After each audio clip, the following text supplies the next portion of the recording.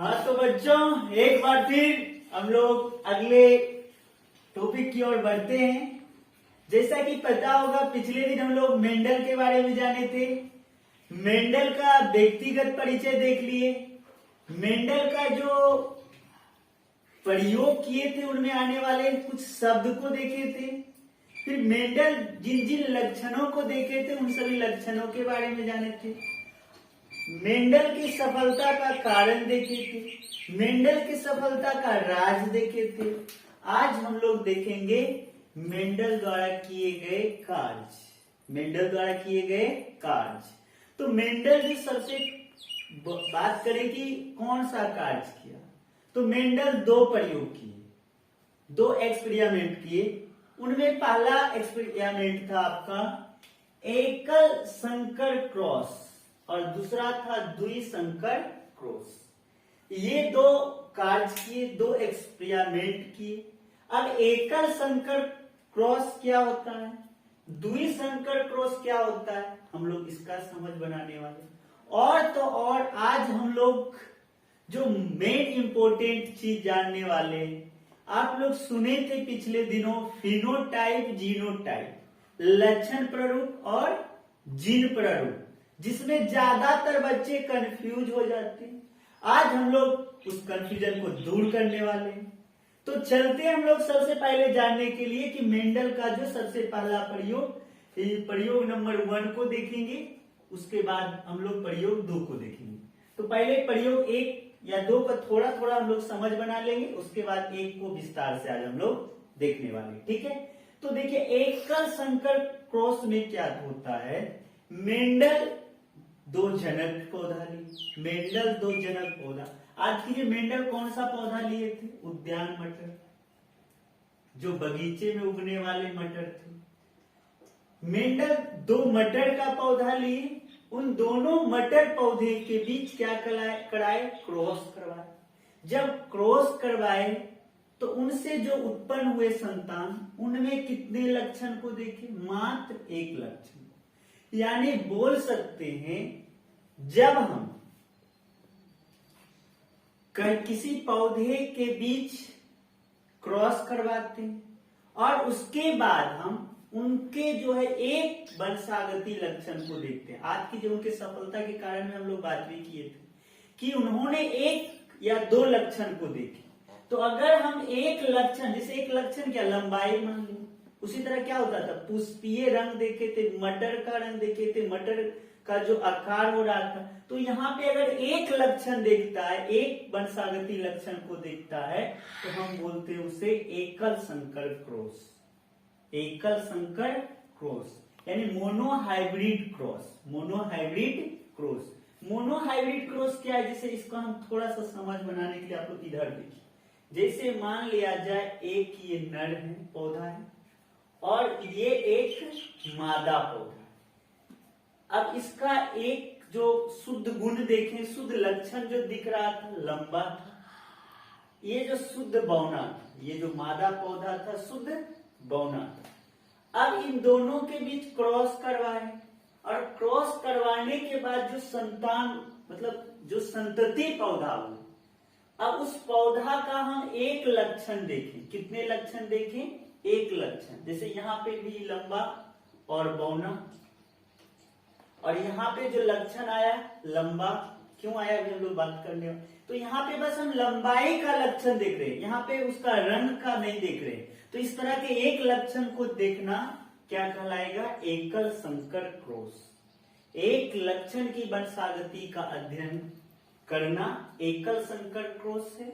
एक लक्षण के बारे में हम अध्ययन कर रहे हैं, जान रहे हैं, प्रयोग में सीख रहे हैं, समझ रहे हैं, तो हम उसे एकल संकर क्रॉस करते हैं। और इसी तरह अगर हम यहाँ पे 2 लक्षण देखते हैं, उसका लंबाई को भी देखते हैं और उसका रंग को भी देखते हैं, तो हम उसको बोलते हैं, जैसे देखिए 2 लक्षण की वंशागति को अगर देखा जाए तो हम बोलेंगे द्विसंकर क्रॉस। इसी तरह अगर 3 लक्षण का वंशागति देखा जाए तो उसको त्रिसंकर क्रॉस कहेंगे। लेकिन ध्यान रहे, मेंडल जो है 1 या 2 लक्षण को ही देखे थे। तो हम लोग यहाँ पे एकल संकर क्रॉस और द्विसंकर क्रॉस को देखने वाले हैं। ठीक है, तो हम लोग बढ़ते हैं। अब सबसे पहले हम लोग एकल संकर क्रॉस को देखते हैं। तो इसमें देखिए सबसे पहले मेंडल जो है दो जनक पौधे को लिए, दो जनक पौधे को। आज की ये संकेत किसका था? नर वाला, और ये संकेत किसका था? मादा का। अब ये जनक पौधा जो उद्यान मटर लिए मेंडल, उसमें एक नर पौधा था, एक मादा था। अब इस नर में जो गुण दिख रहा था, जो लक्षण था, शुद्ध लंबाई का था। आज की जो उनके जीनोटाइप आ रहे ना, जीनोटाइप को अगर आज नहीं समझ नहीं आ रहा है जीनोटाइप, तो पीछे वाला जो वीडियो था उसको देखिएगा, जीनोटाइप क्या होता है। तो ये जीनोटाइप यानी उनके जो बीच जीन लक्षण वाला जो जीन मिल रहा था वो लंबा वाला मिल रहा था, जिसको टीटी से दिखाया। फिर इसी तरह मादा वाला जो था उसमें जो लक्षण दिख रहा है स्मॉल टी से, यानी बौना वाला लक्षण दिख रहा है। अब जरा देखिए यहाँ पे लंबा वाला, यहाँ पे बौना वाला। आज कीजिए हम स्पर्म हम लोग का था ना, फिर इधर अंडाणु था। तो हम लोग में जो क्रोमोसोम गुणसूत्र की संख्या थी कितनी थी? 46 थी। पर हम लोग में गुणसूत्र की संख्या 46 थे, पर जो हमारे युग्मक बन रहे थे उसमें कितने आ रहे थे? 23 आ रहे थे, 23 आ रहे। फिर ये दोनों मिलके जब युग्मक बन रहा था तो 46 हो रहा था। ठीक उसी तरह से यहाँ पे जो युग्मक बनेंगे, देखिए यहाँ पे ये हम लिख दिए कि अब बताओ पौधा में का युग्मक क्या होता है? परागकण। तो ये जो युग्मक बनेंगे तो इसमें कौन सा लक्षण आएंगे? इसमें से एक ही दो तरह का युग्मक बन सकते हैं, टी।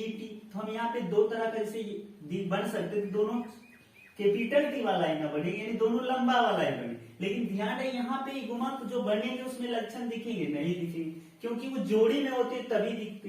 तो इसी तरह यहाँ पे जो युग्मक बना स्मॉल टी बना। अब ये दोनों के बीच क्रॉस करवाया गया। क्रॉस मतलब ध्यान रहे यहाँ पे कौन सा जनन? लैंगिक जनन करवाया गया। लैंगिक जनन में क्या होता है? दो विपरीत लिंग भाग लेते हैं।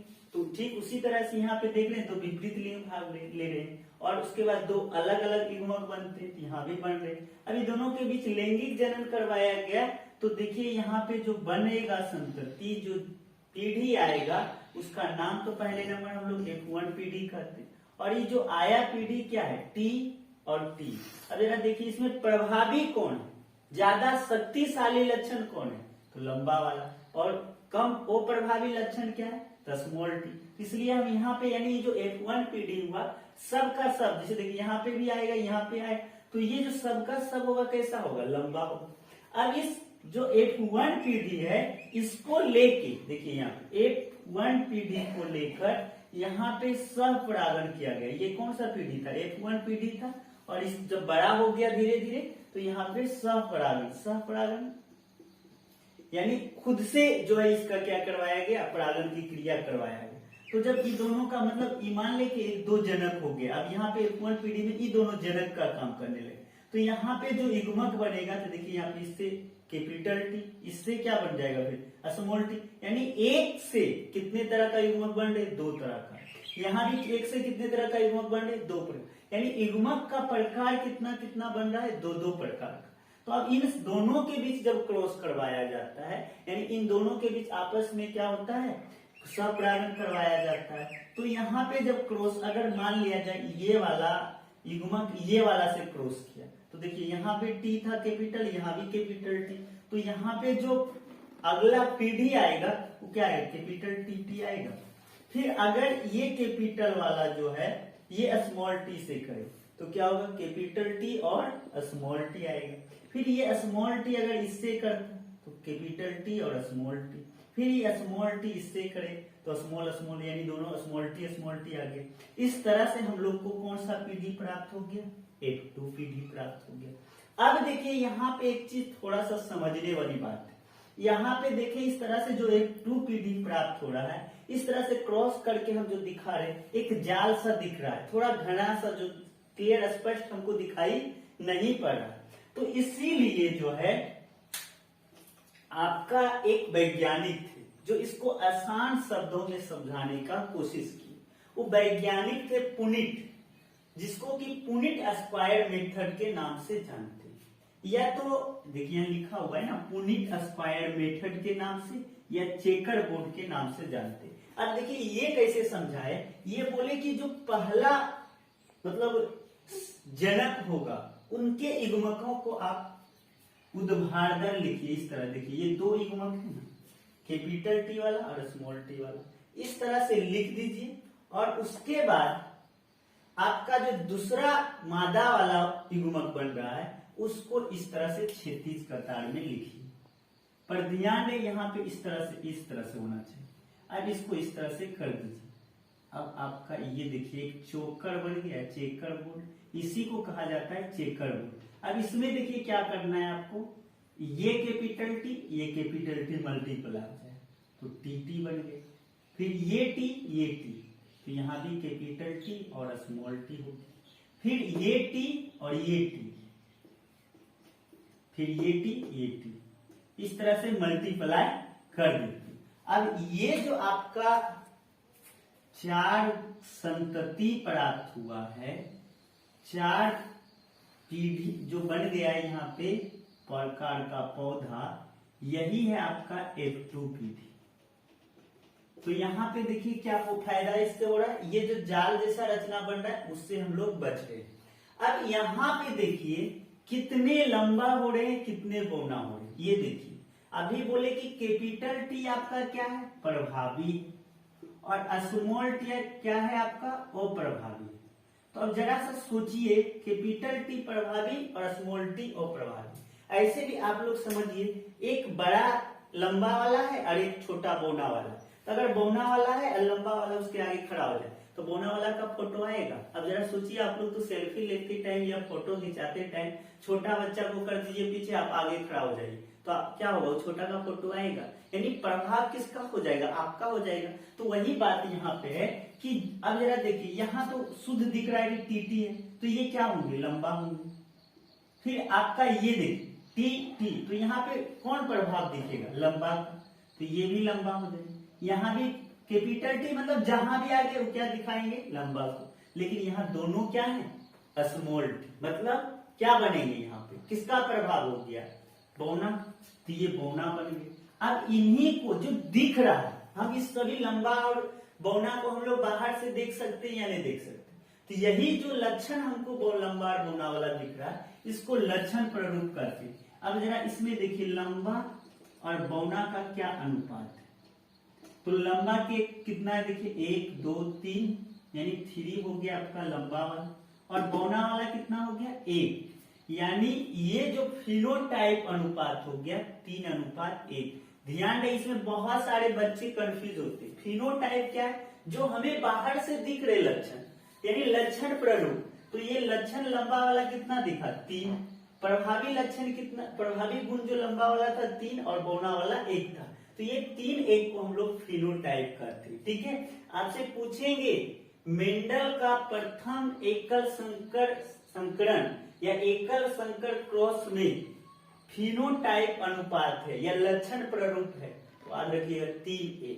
अब जरा गौर से देखिए, हम लोग जीनोटाइप यानी जीन को देखते हैं, तो इस तरह का जीन कितने, यानी शुद्ध लंबा तो 1, उसके बाद देखिए शुद्ध लंबा वाला 1 हो गया, उसके बाद देखिए ये लंबा है पर इसमें कौन छिपा हुआ है, वो प्रभावी भी साथ में, यानी स्मॉल टी भी साथ है, तो ये कितने 2, और शुद्ध बौना वाला कितना फिर 1, तो ये 1:2, 2:1, इसे हम लोग बोलते हैं जीनोटाइप यानी जीन प्ररूप अनुपात, और इसको लक्षण प्ररूप अनुपात। आशा करते हैं आप लोग लक्षण प्ररूप और जीन प्ररूप को समझ पाए होंगे। और ये हमारा फाइनली एकल संकर क्रॉस जो था क्लियर हुआ। देखिए सबसे ज्यादा इंपॉर्टेंट ये होता है, और इसमें भी ज्यादातर आपको दिमाग में जो सेट करना है कि एकल संकरण में क्या हो रहा था, एक जोड़ी जनक पौधे थे जिसमें एक नर था एक मादा, जिसमें एक शुद्ध लंबा थे, एक शुद्ध बौना। अब इनके युग्मक बने, इसके बीच क्रॉस हुए, तो दोनों गुण वाले यानी लंबा प्रभावी थे, लेकिन साथ में वो प्रभावी लक्षण के साथ लंबा वाला F1 पीढ़ी प्राप्त हुआ। जबकि अब इस जो लंबा प्रभावी और बौना अप्रभावी लक्षण वाले जो प्राप्त हुए, उनके बीच फिर से स्वपरागण करवाया गया, तो 3 लंबा और 1 बौना प्राप्त हुआ। 3 लंबा और 1 बौना, ये दोनों एक ही है। 3 लंबा और 1 बौना प्राप्त हुआ। अब ये जो 3 लंबा प्राप्त हुआ, इसी को हम जब अनुपात में लिखे तो 3:1 करें, जो हमें दिख रहा था, तो इसे हम लक्षण प्ररूप या फिनोटाइप करते हैं। जबकि हम जीन का बात करें तो देखिए, इस तरह का जीन 1 था, इस तरह का जीन कितने 2 है, और इस तरह का जीन 1 है। यानी हमारे पास टोटल 3 तरह का जीन है, जिसका अनुपात है 1:2:1। तो ये हमारा होता है जीनोटाइप। जीनोटाइप यानी जीन को, फिनोटाइप लक्षण देखना। ठीक है, तो आप लोग जीनोटाइप फिनोटाइप समझे, साथ में किसको समझ बनाए, मेंडल द्वारा प्रयोग किए गए एकल संकर क्रॉस को, यानी एक लक्षण की वंशागति कैसे हम लोग देखे, ये समझ बना पाए। देखिए, बोर्ड में फाइनली आप लोग का इस तरह का क्वेश्चन आता है, आपसे पूछेंगे मेंडल द्वारा प्रयोग किए गए एकल संकर क्रॉस को विस्तार से समझाएं, और वो दीर्घोत्तरीय क्वेश्चन 5 मार्क्स का आ जाते हैं। तो वैसे में आप थोड़ा इसको ध्यान से समझिएगा। हम इसको अगर बोले तो इसको और आसान सा भाषा में एक हम बना के दिखा रहे हैं, आप समझ जाइएगा तुरंत। ऐसे तो समझ ही गए हैं, लेकिन देखिए हम बार बार इसलिए बोले, जब द्विसंकरण जब होगा तो उसमें थोड़ा कंफ्यूजन होगा। देखिए, इस तरह का हमारा जनक था, ये कौन था, जनक। अब ये जनक के युग्मक के बीच क्या हुआ, क्रॉस हुआ। तो क्रॉस होने के बाद क्या बना, इस तरह का बना हमारा F1 पीढ़ी आ गया। कौन सा पीढ़ी हमको आ गया। अब ये F1 पीढ़ी जो है खुद के बीच स्वपरागण करते हैं। कितने, कौन सा परागण करते हैं, स्वपरागण की क्रिया करते हैं। अब ये स्वपरागण करते हैं, तो यहाँ पे जब क्रॉस करते हैं, ये दोनों के बीच क्रॉस होता है, तो हमें कितना तरह का संतति प्राप्त होता है, कैपिटल टी स्मॉल, कैपिटल फिर कैपिटल टी स्मॉल टी। देखिए, कैपिटल टी स्मॉल, जैसे हम लोग बोलते हैं यहाँ मल्टीप्लाई करें, या तो उस तरीका को हम लोग आ जाए। फिर यहाँ पे आपका कैपिटल स्मॉल, और एक जो है आपका स्मॉल। तो यही जो ये हमारा कौन सा पीढ़ी हो गया, F2 पीढ़ी। तो ये बस इतना ही है एकल संकर क्रॉस। बस इतना आप लिख के समझा दिए, बता दिए कि फलना फलना को लिए थे और ये फाइनली बन गया, तो आपको पूरा मार्क्स मिलेंगे। हम लोग अगले वीडियो में द्विसंकर क्रॉस दो लक्षण की वंशागति को देखेंगे। फाइनली आप लोग आज जीन प्ररूप और लक्षण प्ररूप को दिमाग में सेट कर पाए। ठीक है, तो फिर हम लोग अगले वीडियो में मिलते हैं।